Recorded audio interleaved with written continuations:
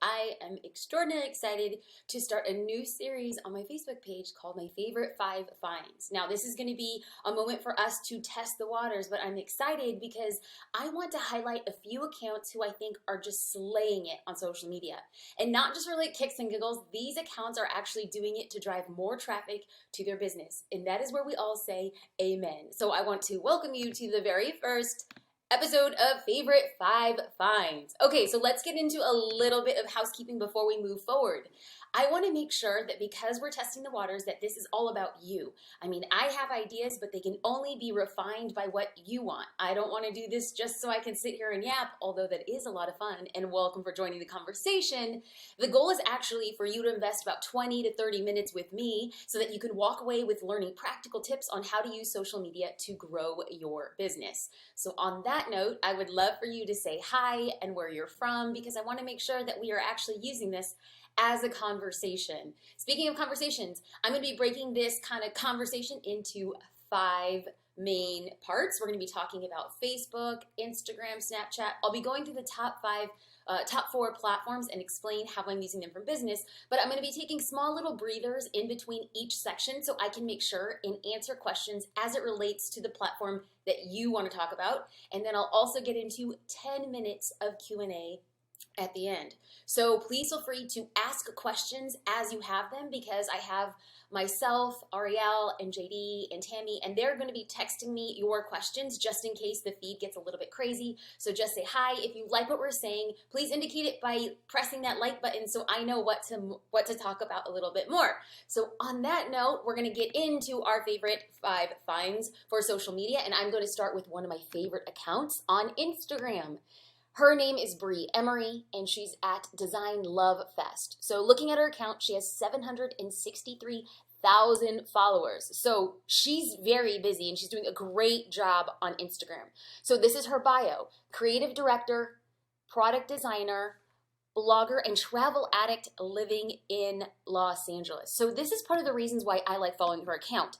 I love looking at her account for inspiration. And if I had to describe her account, I'd probably say that it was funky, artistic, and creative. So here we're looking at a grid of 9, and you can see how it all pretty much flows. So let's talk about what makes her account work. Well, she posts consistently. So she's showing up every day, every other day. And the best part is that she knows who she's talking to, which is going to be a really big element. Her audience is female, they're foodies, they love wanderlust, and they like looking on Instagram and social media for inspiration. Now let's get back to something that I want to highlight before I go into more of her account, is that to me, I look at Bree's account on Design Love Fest as a great way for her to tell a visual story. She's not using Instagram to say, oh, here I am drinking beer, although she does post those photos. She's saying, this is the visual story that I'm telling, that I'm expressing. And for her, it's really important for her to use her Instagram account almost like it's a magazine.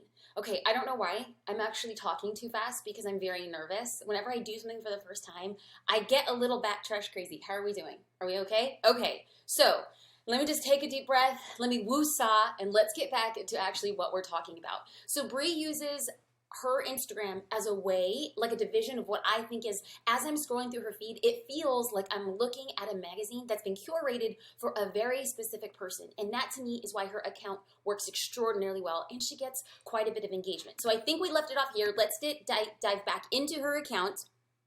And I like how she's posting a mix of personal and her professional work. And more than anything, what you do is you're gonna get a sneak peek into her life. So this is her house, and she's a big advocate for her cats and just really stylish living. And my question always is, how is she using it for business, right? Because it's not enough to be popular on Instagram. I mean, I'm not hating. If you're popular on Instagram, that's great. That's wonderful, but I want to know, how can you actually use it to run a business? So how is Bree using Instagram to run her business? Well, I made a few notes. Let me look at them. Okay, so Instagram, it shows off her taste. And more than anything, people are going to hire her as a creative director because her aesthetic is really on point, and she's what I call a tastemaker. She creates things and other people look to her and say, I want to replicate that. I want to buy a piece of what she does. I want to invest. So she had a collaboration with Cheeky, and they do paper cups and plates, and it got picked up by Target. So all of Bree's fans were able to buy her custom designed paper plates and cups and forks and knives over the summer. So you'll see these really massive opportunities that she's been given as a creative director as she leverages by Instagram. So what's the takeaway, right? Because immediately what I think people will do is like, oh, well, she has 760,000 followers. I have 760 period. And to that, my response is, do you see what she's doing from the big picture? She's making sure that her story is curated in such a way that it feels like it's a magazine.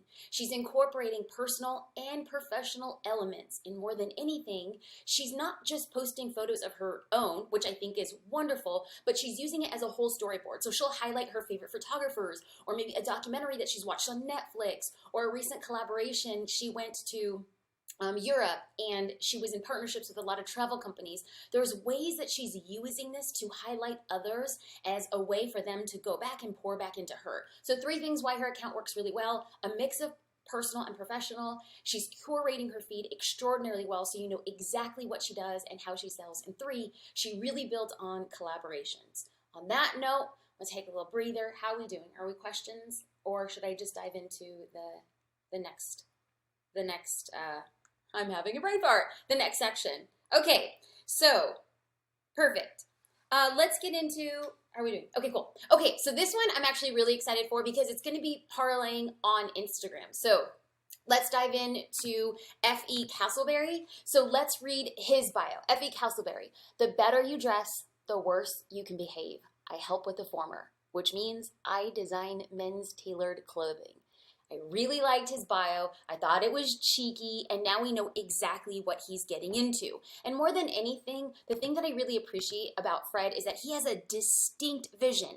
So he knows that his clothes, he's a designer, it's not catering to the masses. And I would probably most likely describe his approach as somebody who really knows that his clothing and wear are classic, quirky, and what I call bespoke. Okay. So in my opinion, what is making this account work? Why is his account on Instagram working well? Well, he posts everything as his brand, like with his brand as the focus. So that's going to be a big thing. And he knows exactly who he's talking to. Okay, so we know that his followers, or based on my impression, I follow these people, I know a couple of them personally, but most of them I just know from Instagram. I would describe who he's talking to as a male who likes irreverence and appreciates small details in fashion. Okay, so one thing that I really particularly like about his feed is that not only is he posting really cool Instagram photos that he not only styles and he designs, and oftentimes he's the one photographing. So he's really building out his brand on Instagram. But we're not highlighting his account for Instagram per se. What I really want to do is I want to show you a sneak peek of how he's using Instagram stories. Now, I was able to grab a few of his stories. I reached out to him. I said, hey, can you send me a few of your stories so that I can effectively articulate how you as a brand and a business are using stories to really push and grow your business? He agreed. He sent me a few clips, and I'm going to show them to you right now. Now, I'm not sure if the audio is going to work for them, but I'm going to show you them because either way, you're going to catch his vision implicitly. So I think you're really going to dig. So let's get into that right out now. Okay, hang on 1 second. Okay, cool. In a lullaby.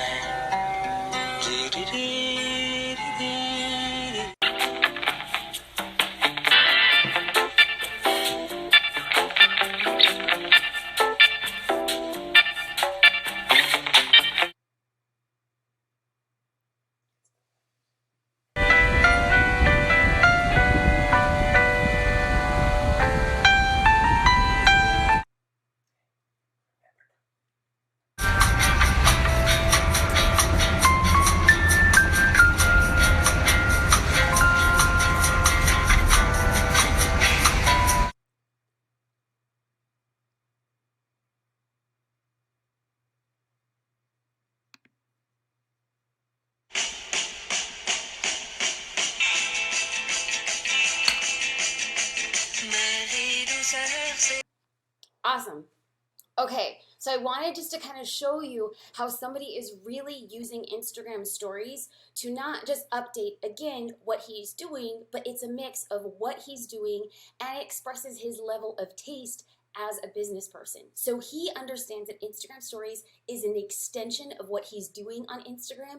And so, yes, you're seeing that he's walking through New York at the New York Library, but what you also see are aspects of him hanging out with his sons, him designing, that kind of aesthetic, the things that he does that makes him different. Like he hand paints leather bags as a thank you for clients. He can be commissioned. So y'all, if this is making sense to you, if you have questions about Instagram stories, please feel free to. The way that we're going to be communicating the best here on Facebook is that if you guys like what you're seeing, simply press the like button so I know what to go back to and expound on for future references. And if you guys have questions, because let me be real, it is so hard talking to a camera. I am all kinds of awkward. I am just sweating up a storm. Is that TMI? It's all good. I'm just going to dig right into it. Okay, so if you guys have questions, I will make sure and answer them. So if you ask them, I'll get into them at each section. Okay, so far we've covered Instagram and we've covered Instagram stories. So now what we're going to dig into is my favorite kind of love child of social media, which is Snapchat. I'm going to introduce you to one of my favorite people on Snapchat. And yes, she's a celebrity, but she's a celebrity and she's doing it well. Not just because she's famous, but because she's also promoting aspects of her business. So I'm going to dig into that right now. Okay, so Kate Hudson. You can find her at KHudSnaps on Snapchat.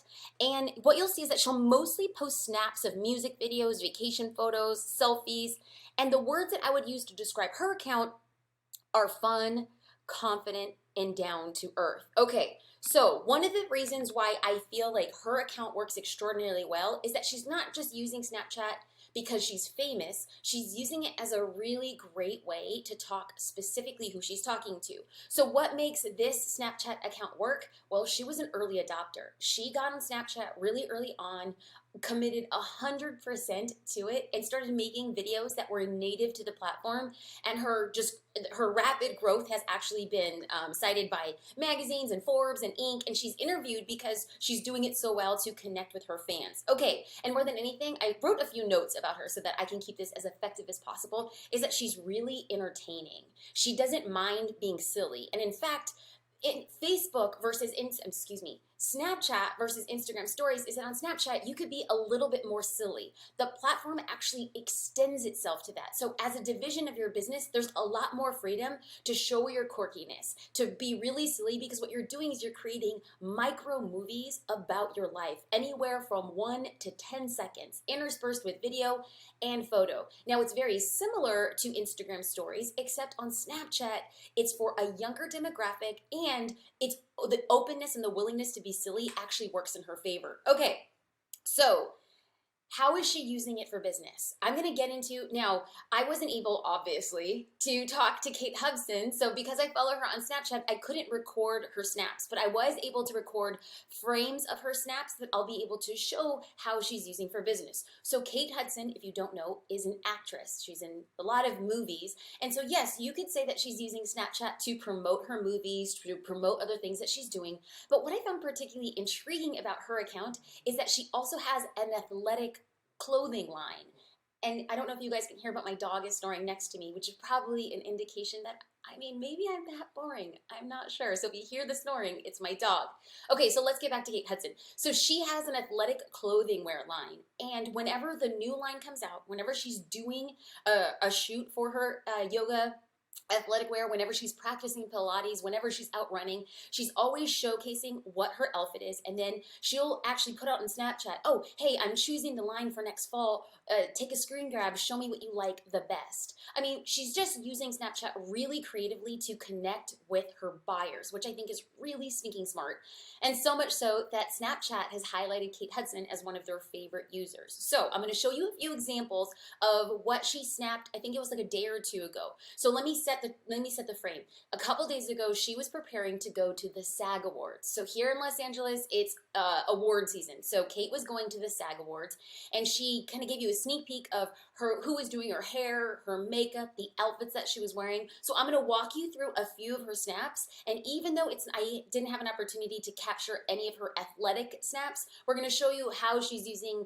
Snapchat directly for this platform and using it well as a business of a division. So this is where you'll find her, Kate Hudson at K Hud Snaps. So a couple days ago, this is how her story started. She was in a car and she was talking about how excited she was to go to the SAG Awards. She also included a photo of her outfit, and then she's talking about the designer, how she chose it, and so much so that she had even mentioned in the snap itself that Snapchat made her own filter, and they called it the Kate Cam. She can use the Kate Cam when she's out at the SAG Awards, and here she's posing with, I believe, is her brother and her brother's wife. So you'll see how she incorporates a lot of her personal life, and she's really funny because she'll poke fun at the food she eats, her lifestyle. And so here she uses a filter of donuts and then the Snapchat filter that says, and I'm an actor, which clearly is a play on words. And she actually is really fun in making fun of herself because she'll post this the following day and say, you know, I got dressed up for the SAG Awards,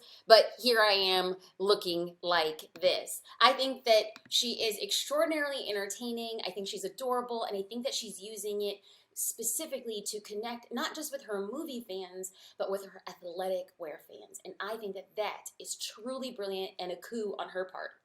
Okay, so how are we doing? Jay, are we good? Perfect. Awesome. So if you guys have questions, please feel free to ask and we'll dive right in. Okay, so now, you guys, I'm such a nerd. I'm seriously such a nerd. I spent hours putting this together, so I have to look at my notes. Okay, let's get into one of my favorite accounts on Facebook. This is a company who I think is using their Facebook page extraordinarily well. And if you've been following me for the past 5 or 6 months, you'll know how much I value value-driven content. Yes, that was repetitive. Value-driven content means that you're producing content that is helpful for your followers. It's not just a promotion of what your business does. You're saying, let me think about ways that I can empower my followers, help my followers, make their life easier, right? You're trying to create things that draw people in as a benefit to them, not as your business just being like, here's another commercial. Hey, I just launched this new product. Hey, here's some new photos that I've taken. I'm a graphic designer. Here are my new designs. That's what social media has become. I want to show you a really good example of a page that's constantly giving value, and you're going to find them on Facebook at Yoga Journal.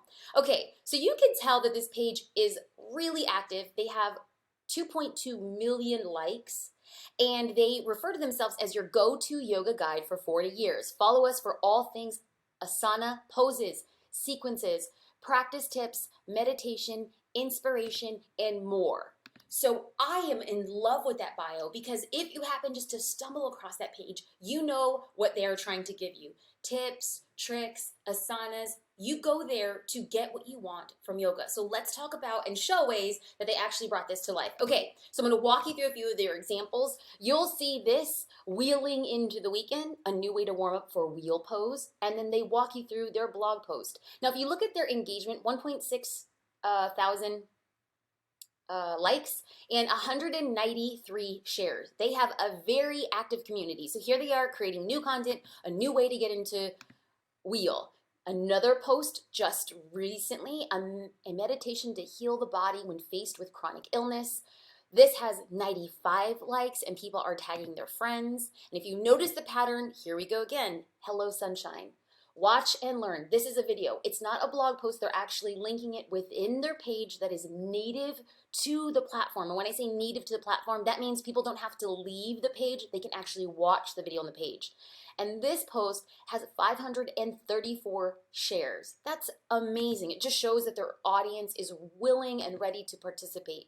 So here we go. This goes back to their blog, which is a study finds yoga increases antioxidant levels.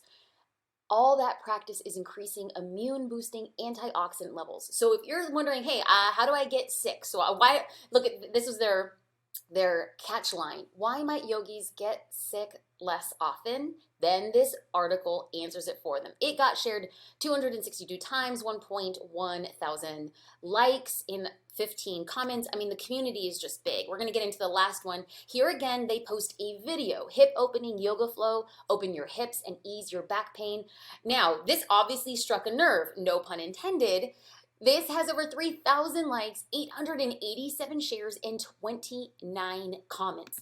This just goes to show that if you're lacking engagement on your page, my question to you is, have you been providing value-driven content? Not just an update to your portfolio, not a sale, not a pop-up shop. Those are all wonderful, and they do belong on your page, but they do not belong on your page in rapid succession, right after each other. Here we go, go, go, go. No, it should be intermixed with helpful content. Yes, you can have people go to your blog, but it's also good, just like Yoga Journal also expressed, to keep the content native to that platform. How are they using it for business? Well, when you go to yogajournal.com, that's their website, we'll get you to sign up for their newsletter. They're going to be promoting their workshops, their retreats, teacher certification. So they have a whole ecosystem, but they're making sure that they're leveraging their audience on Facebook, which is growing their business. And I thought that that was fantastic.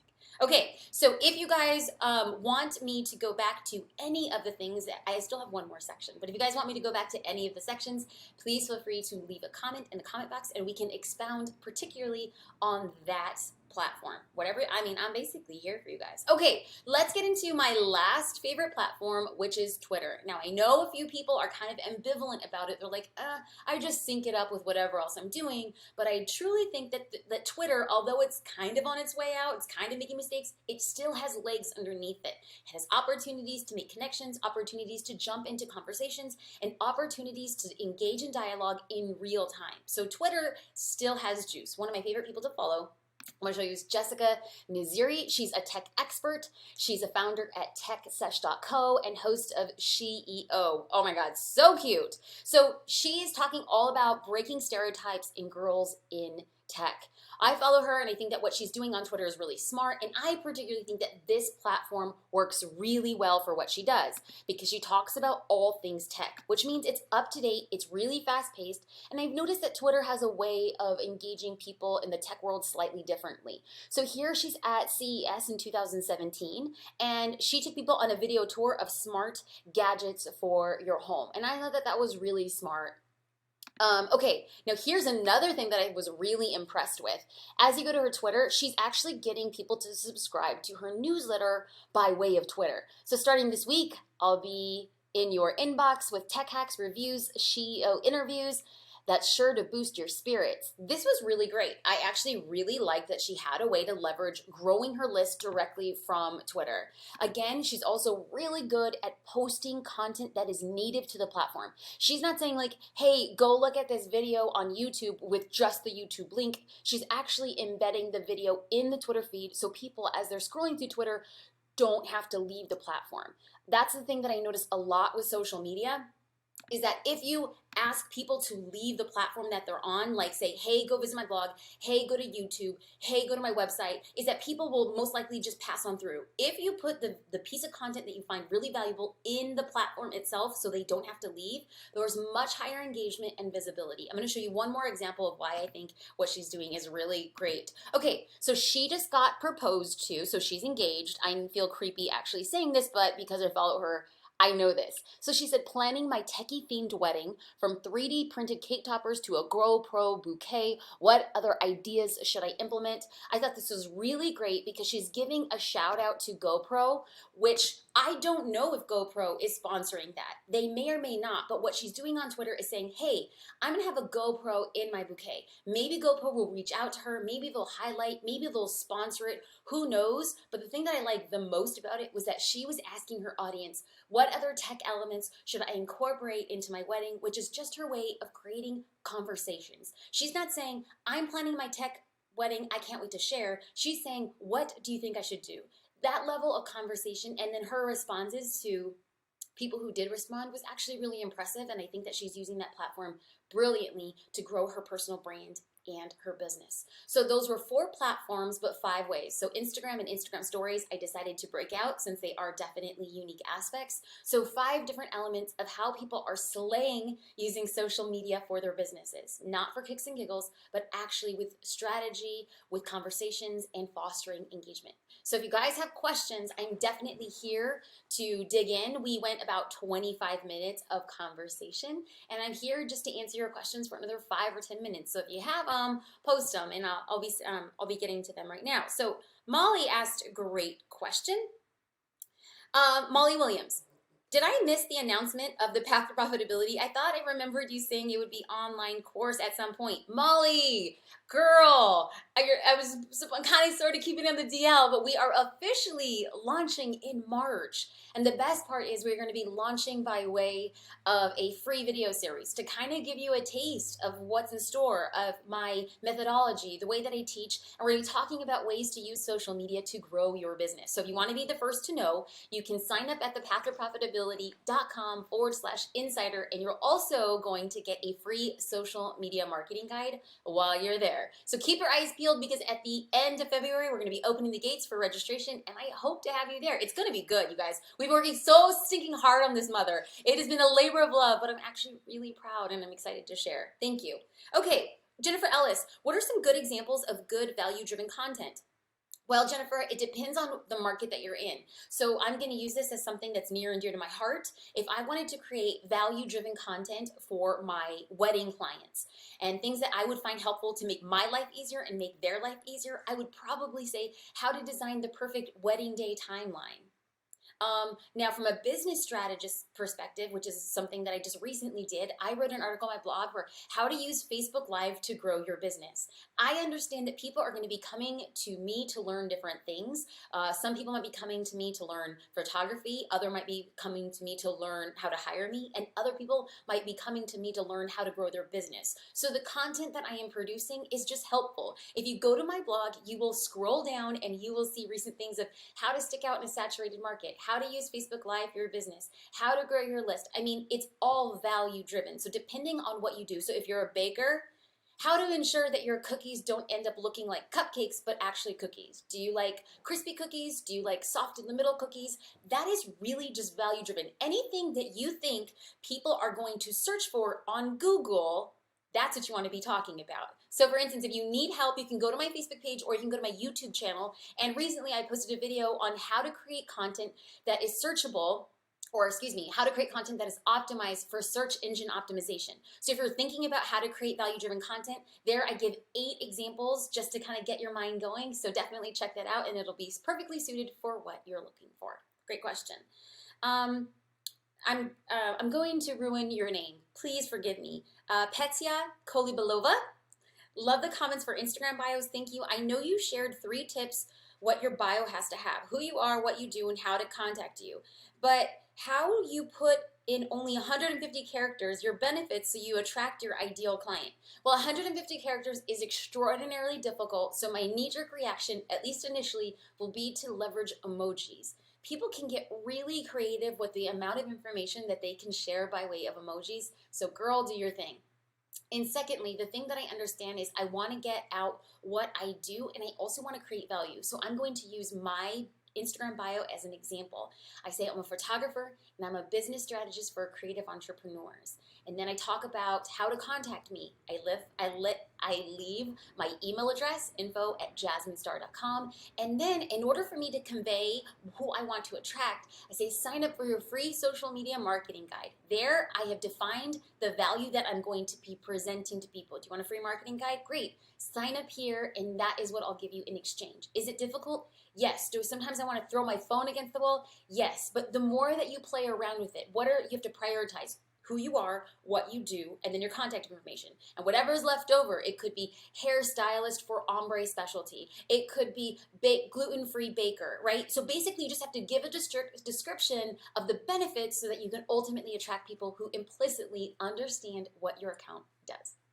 Okay, Manya, good to see you. Okay, so if I were to do tips for a shoot Would Facebook Live or Instagram Stories be better? I feel like Instagram might be better since I have more activity there. Absolutely. And furthermore, you want to go to the platform where you want to build your audience. Because our time is so limited, you have to prioritize. And do I think that you should do this once? No. I think that you should do this as many times as possible. You could possibly do it on a Facebook Live, and you can possibly do it on Instagram Stories. Now, the thing with Facebook Live is that it's going to be a continuous loop. So it's very difficult to keep things going, as I'm clearly struggling to show right now. To keep things going and high paced for like 10 or 15, 20 minutes is really difficult. Now, the beauty of Instagram Stories is that you can film in 10-second clips, and then it gives you the ability to say, oh my gosh, that take was terrible. Let's delete it. Let's try it again. And I feel like you get your wheels, your practice, your training wheels on Instagram Stories, and then parlay that over to Facebook Live. Do I think you should be doing one?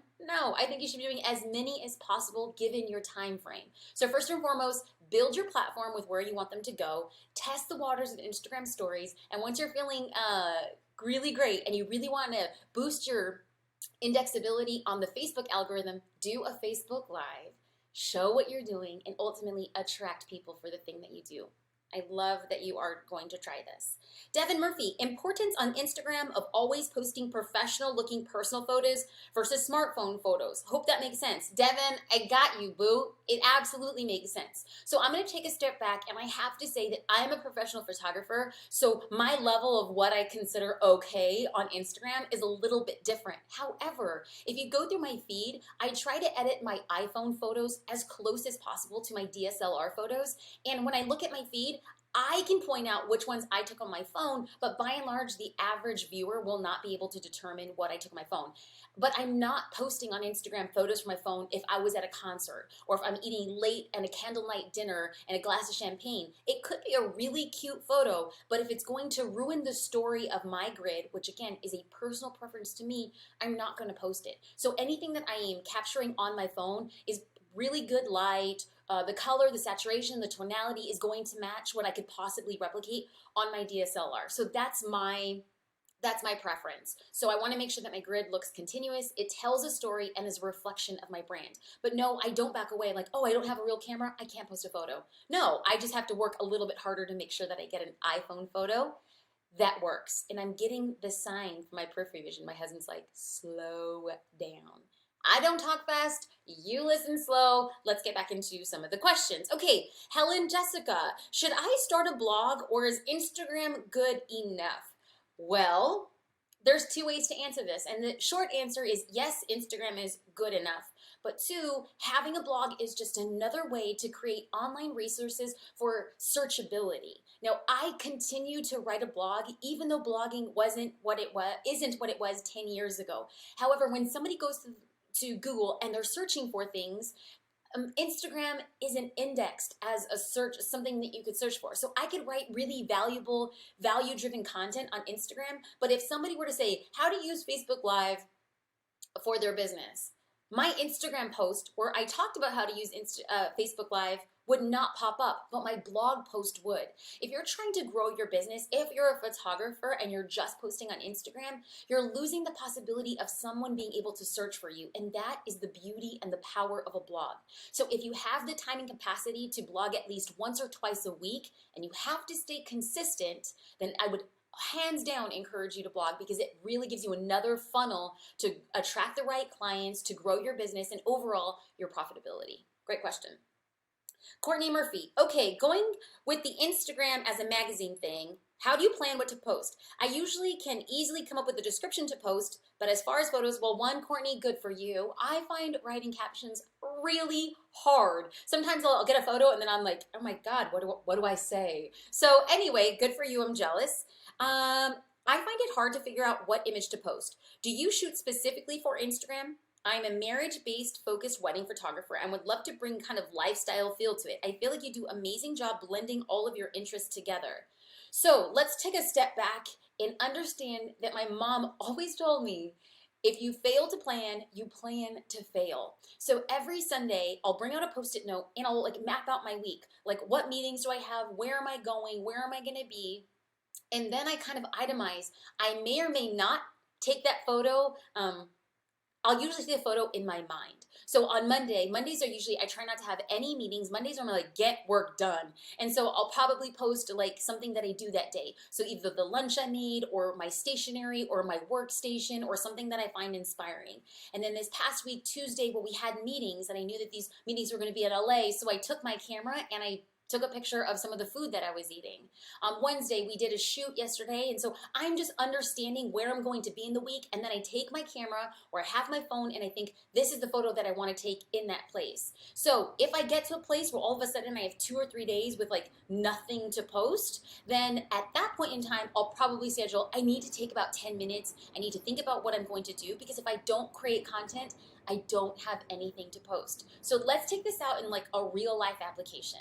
If you can believe it, I bought Valentine's Day props for a photo that I want to post on Valentine's. But then I realized that my true love, outside of my husband, is my dog. So I bought him a Valentine's Day hat that I also need to shoot.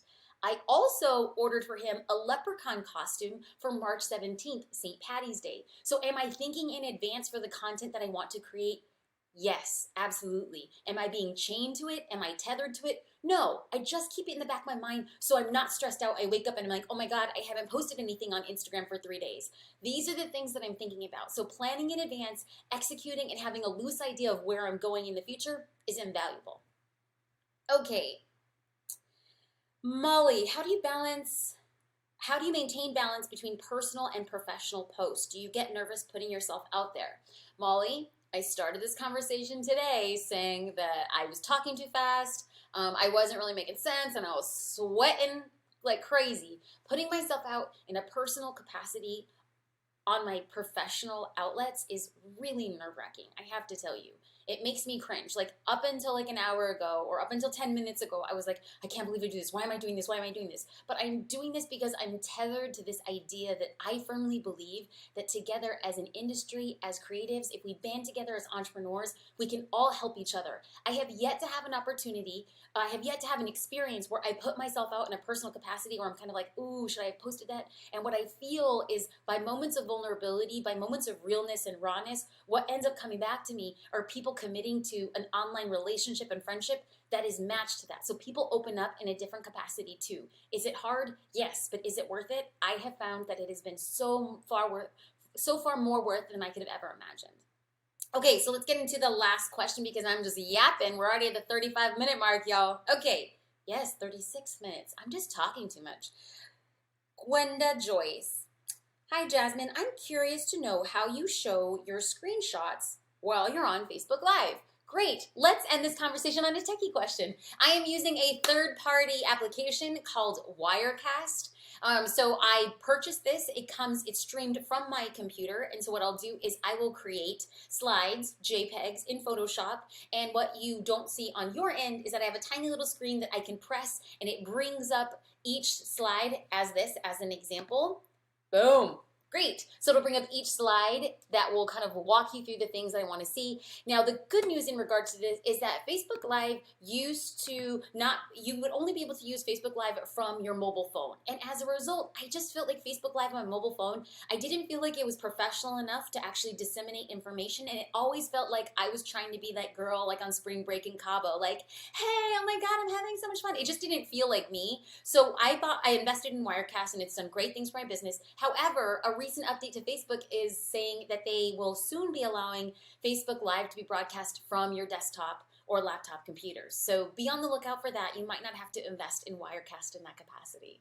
Thank you so much, you guys. I appreciate you guys tuning in. I hope that this helps, and I hope that you use social media to grow your business in ways to not only build a path to profitability, but also showcase who you are and why you do what you do. Hope you guys have a great day. Bye.